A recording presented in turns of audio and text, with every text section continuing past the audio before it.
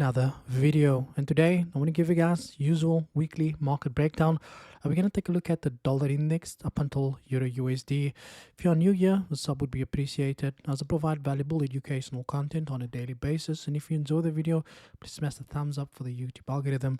Also, special shout out and thank you to the YouTube members. I really appreciate the support that you guys have been showing the channel there as well. And if you are looking for assistance in passing a funded account, check out my website. Also provide signal services as well as mentorship there as well. Now, without any further ado, let's just jump straight into the data. Now, it's important to understand something that has been happening in the market on Friday.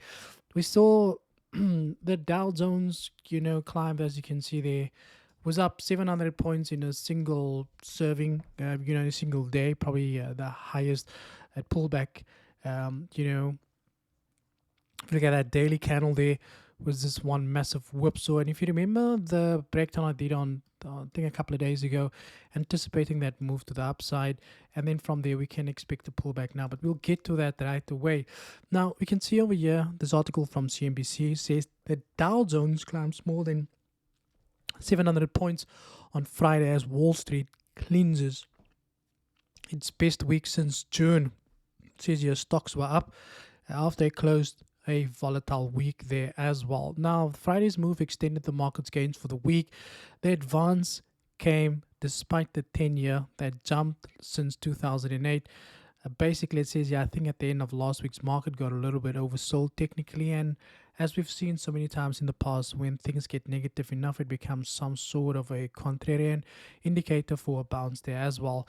If you ask me, it's just one of those things where the investors go, it's time to buy based off, the sentiment, and especially with the earnings report coming out next week, which is what I'll be coming to next. It says here, big tech earnings coming next week. We've got Google reporting, Microsoft, Facebook, Apple, and Amazon. If you didn't know, these companies, their stake percentages on the Nasdaq is quite aggressive.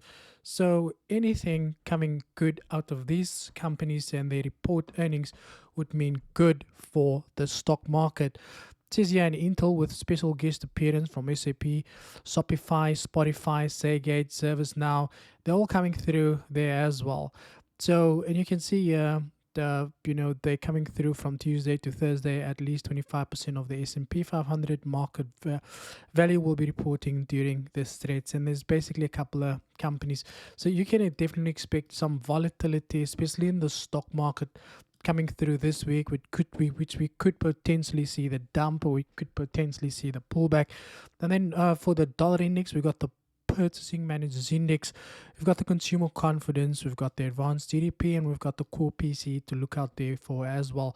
Now we're going to start with the dollar index here from the monthly time frame. Now, again, I'm not gonna speak too much about the monthly time frame because nothing basically changed based off the last conversation that we had, and I'll just jump straight to the daily time frame. Now, last week we could see the market hadn't done anything. It has basically been moving sideways, and the market is still basically consolidating on this weekly time frame that we had printed over here as well. And you can see how the market had been basically trading sideways for how many, it's been since September, been trading sideways.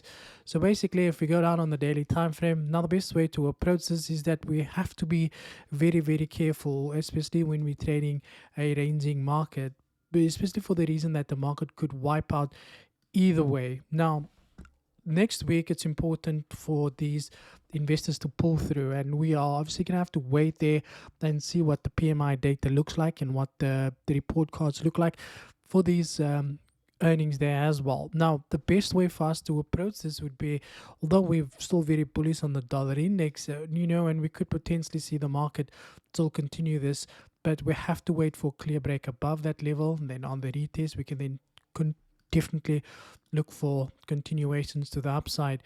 But we have to be reactive and not predictive.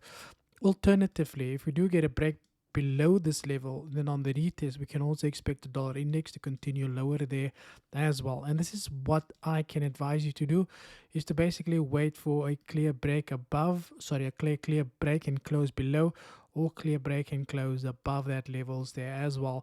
Next up, we do have gold. Now, if you remember, I did this breakdown on gold when the market was printing this candle there, and I said we can expect the market to continue lower. We didn't hit that low as anticipated, but we did get a little bit lower.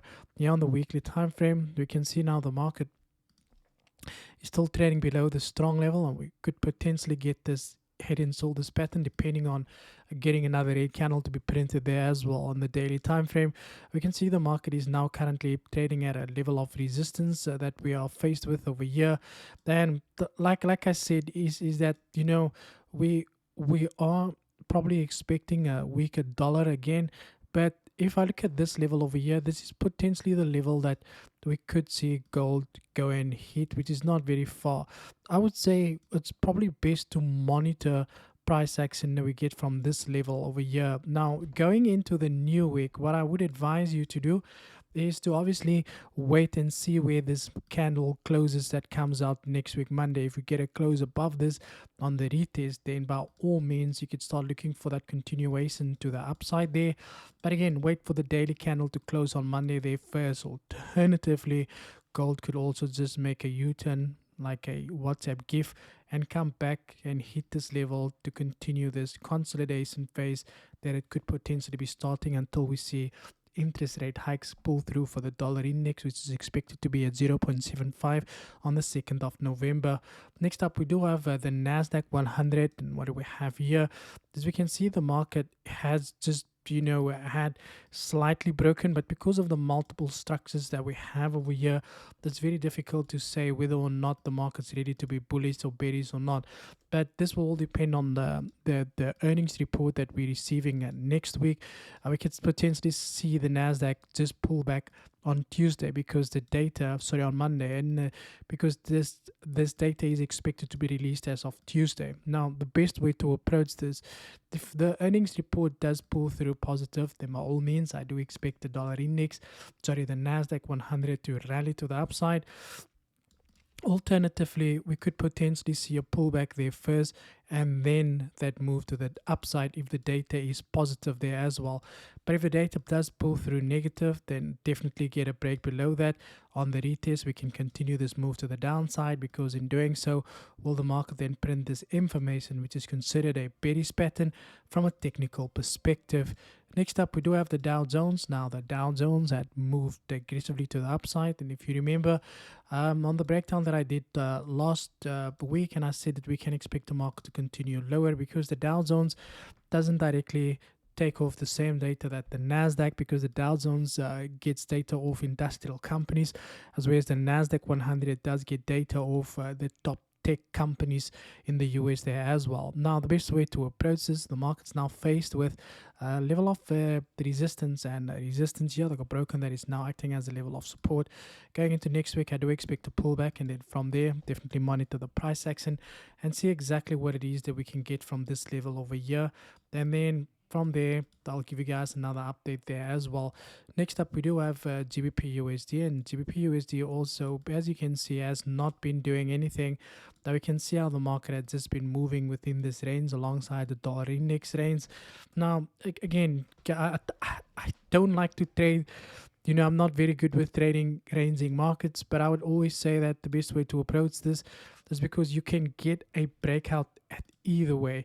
So, you know, if we get a break below that, then we can expect the market to continue lower there as well. Always wait for a daily close below this level. Alternatively, if the dollar does break below that, then we can definitely expect or see the GBP increase in value in the short term, and then the interest rate will just drop this market down below once again. Here we have Euro USD, similar price action that we've gotten over here, and I was anticipating this market to actually go dip lower as we've had this impulse correction to the downside. But we are also faced here with a sideways moving market. And the best way to approach this, if the dollar does break below that level and we get a clear daily close above this level from the Euro USD, then we can definitely expect the market to continue lower. Alternatively, if this resistance does not hold, I do anticipate Euro USD to weaken and drop to this level as I've anticipated before. I want to say thank you for your time. And as always, cheers for years.